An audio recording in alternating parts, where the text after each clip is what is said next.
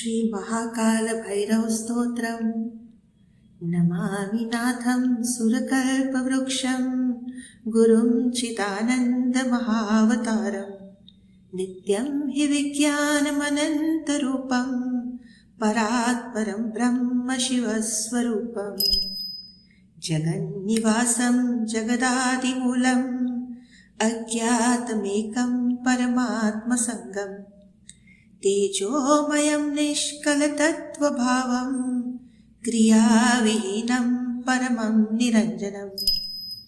प्रपञ्चहीनं परिपूर्णभावम् अत्यन्तहीनं प्रकृते परस्तात्। अरूपरूपं स्फुटमेव सत्यं कृपावतारं खलु शून्यरूपम्।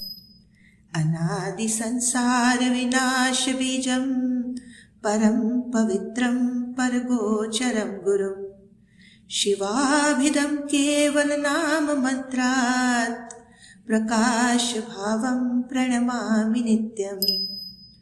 अणोरणीयान् महतो महीयान् पश्यन्ति त्वामादिविदश्च सर्वे। यज्ञानजं लोचनमेव सत्यं स च प्रविष्टस्त्वयि नाथ सत्यम्। असारसंसारसमुद्रनावं वन्देऽहमाद्यं पुरुषं पुराणं। त्वमेव काली परमार्थबीजं नमाम्यहं त्वच्चरणारविन्दम्। स्तोत्रेणायनेन यो भक्त्यां त्वां स्तोषयति च साधकः।